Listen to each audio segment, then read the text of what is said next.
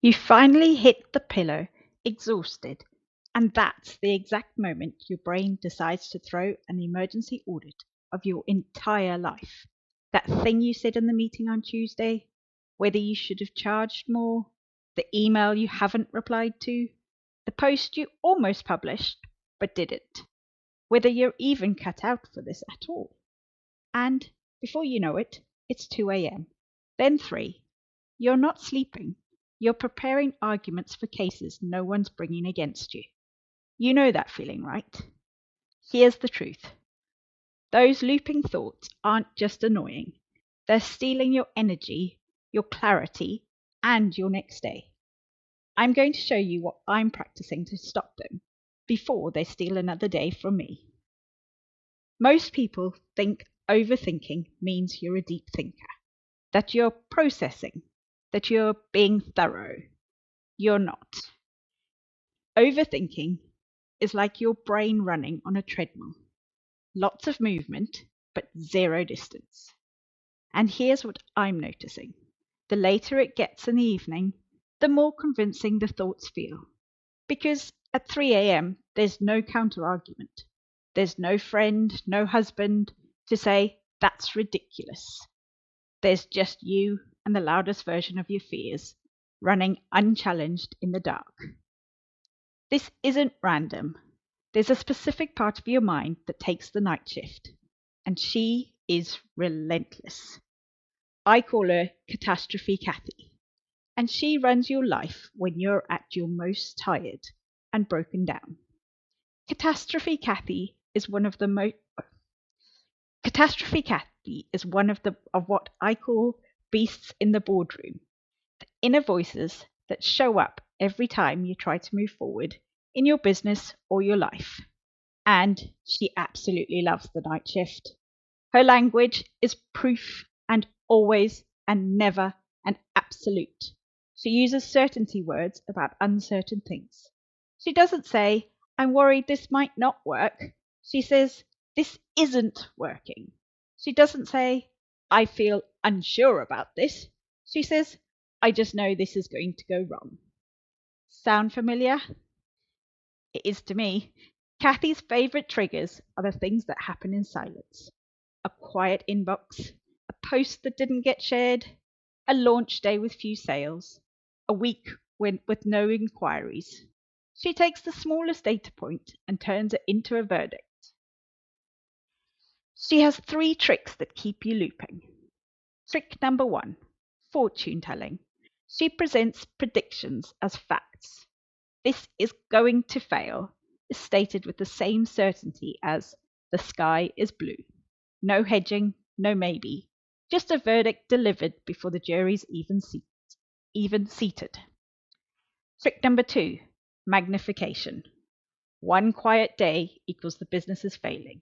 One unopened message equals nobody wants what you offer. She takes the smallest things and amplifies it to the most catastrophic possible meaning. Trick number 3, emotional reasoning. This is the sneakiest one. You feel like it's falling apart, so it must be falling apart. The feelings are real, the fear is genuine, so it's easy to mistake the feeling for the fact. But feeling disaster and being in disaster, those are 2 completely different things. Now, here's where it gets interesting. Because once you can see Cathy's tricks, you can stop arguing with her and start using something that actually works. If this is landing, if you're the woman lying there at 3 a.m., knowing full well your brain is overreacting, but feeling powerless to stop it, hit subscribe, because the videos I'm creating now are built exactly for this. For women like us who are done with the noise and ready for something that actually helps. You'll want these in your feed. So, what am I actually practicing when Cathy shows up at 3 a.m. and tries to hijack my next day? I'm using the win momentum method. Specifically, the part where I stop scanning for fires and start spotting what went right. Because here's what I've noticed about my own brain. It is not naturally looking for wins. It's scanning for problems. And that's just the mental load of being a mum and in business for yourself. The juggling of schedules and meals and client messages and contact ideas and money decisions and laundry. Oh, my wins get buried. Not because they're small, because I never get a moment to notice them. So, the first thing I'm practicing is what I call the 60-second win scan. Before my brain gets to the audit, I ask myself one question. What 3 things went even a little bit right today? Not the big heroic moves, the small stuff. Did I send a message I was dreading? That's a win. Did I post something even when it wasn't ready? That's a win. Did I follow through on something when I was tired? That's momentum. Did the teenager talk to me instead of just grunt at me? That's definitely a win. I'm looking at 3 categories: business, family, and self. Just 3 lines, take 60 seconds, and what it does is shift your brain scanning pattern. Instead of what did I do wrong, the question becomes what did I do to move forward? And that tiny shift changes the entire tone of the night. But here's what I'm also noticing. Cathy doesn't just give up because I did a win scan. She's a tough old bird. She comes back with the big stuff. This proves it's not working. This proves you're not ready. So the second thing I'm practicing is Cathy's own flip strategies. And I teach these in my school community. Flip number 1, separate the fact from the forecast.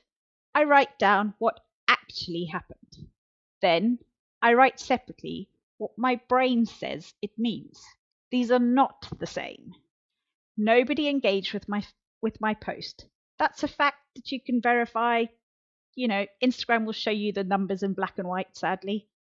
But nobody cares about my business. That's a forecast and a mind reading. Just because nobody reacted doesn't mean that nobody cares. Flip number 2, the 3 data point rule. I need at least 3 of the same result before I can draw a conclusion. 1 quiet launch day is a data point. 3 quiet launches with the same pattern, that's a trend. I don't let Cathy call 1 data point a verdict. Flip 3, size the actual problem. I force myself to rate what actually happened. Tiny, uncomfortable but not damaging. Medium, requires attention and action. Genuinely big, rare, serious, needs a significant response. Almost everything Cathy screams about at 3 a.m. It's tiny, maybe medium, almost never big. And the last piece, I'm building what I call a brag bank, a place where I store the evidence that I'm capable. Screenshots, thank you messages, moments I followed through on. Because when Cathy gets loud at 3 a.m., I don't need a pep talk. I need proof. Confidence doesn't come from believing harder, it comes from evidence. And the brag bank is where the evidence lies, in black and white. Here's what I want you to really hear. Overthinking at 3 a.m. doesn't mean there's something wrong with you. It means your brain is doing exactly what it's wired to do, scanning for threats in the silence when there's nothing else to focus on. What I'm practicing isn't fighting that, it's outsmarting it. Running the win scan before Cathy takes the floor, pulling the evidence from the brag bank before she writes the verdict. Asking, is this fact or a forecast? Before I let a feeling become a conclusion. Your nervous system will catch up. It just needs evidence that you survive being seen, being uncertain, being imperfect. And the only way to give it that evidence is to keep going, scared, tired, and willing.